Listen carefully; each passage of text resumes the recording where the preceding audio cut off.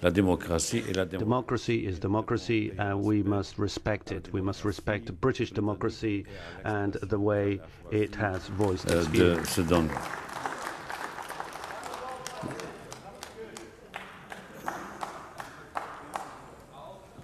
That's the last time you are applauding here.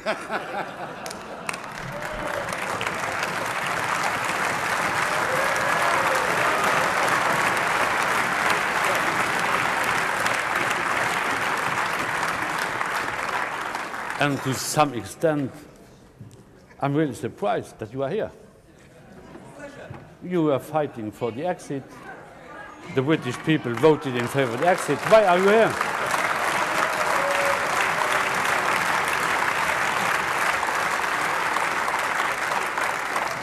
Isn't it funny? You know, when I came here 17 years ago, and I said that I wanted to lead a campaign to get Britain to leave the European Union, you all laughed at me. Well, I have to say, you're not laughing now, are you?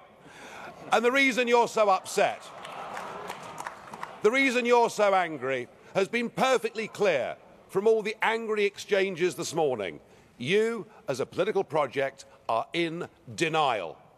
You're in denial that your currency is failing. You're in denial. Well, just look at the Mediterranean. No. As a policy to impose poverty on Greece and the rest of the Mediterranean, you've done very well.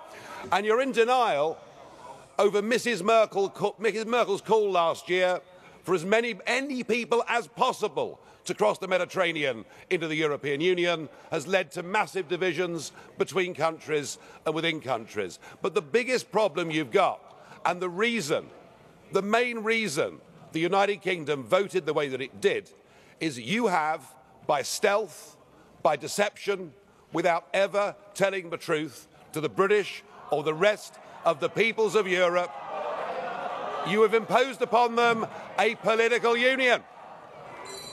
You've imposed upon them a political union.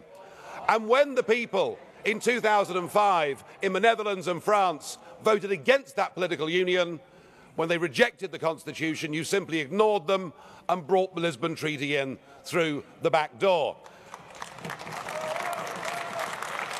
What happened last Thursday was a remarkable result. It was indeed a seismic result, not just for British politics, for European politics, but perhaps even for global politics too, because what the little people did, what the ordinary people did, what the people who have been oppressed over the last few years and seen their living standards go down, they rejected the multinationals, they rejected the merchant banks, they rejected big politics, and they said, actually, we want our country back, we want our fishing waters back, we want our borders back, we want to be an independent, self-governing, normal nation, and that is what we have done, and that is what must happen. And in doing so, we now offer a beacon of hope to Democrats across the rest of the European continent. I'll make one prediction this morning.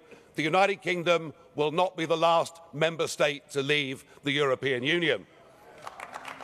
So the question is, what do we do next?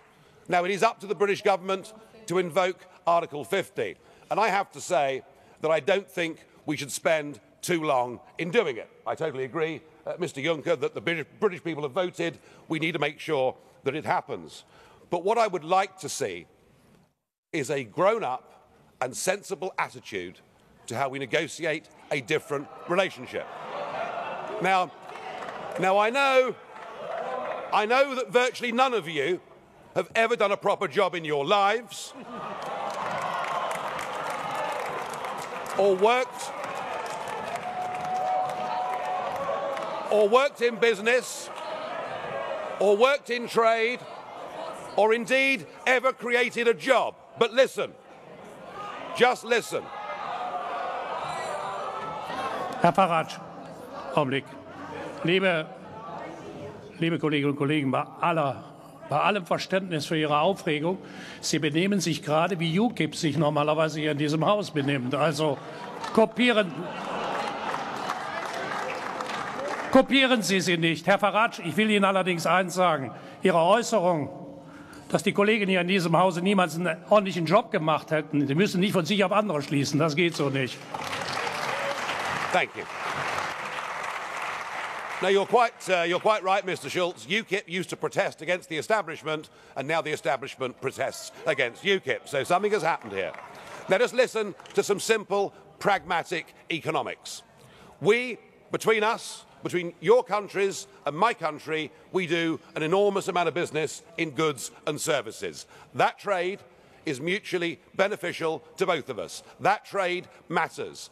If you were to decide to cut off your noses, to spite your faces, and to reject any idea of a sensible trade deal, the consequences would be far worse for you than it would be for us. And even no deal is better for the United Kingdom than the current rotten deal that we've got. But if we were to move to a position where tariffs were reintroduced on products like motor cars, then hundreds of thousands of German workers would risk losing their jobs. So why don't we just be pragmatic, sensible, grown up, realistic, and let's cut between us a sensible tariff-free deal, and thereafter recognise that the United Kingdom will be your friend, that we will trade with you, we will cooperate with you, we will be your best friends in the world. But do that, do it sensibly, and allow us to go off and pursue our global ambitions and future. Thank you.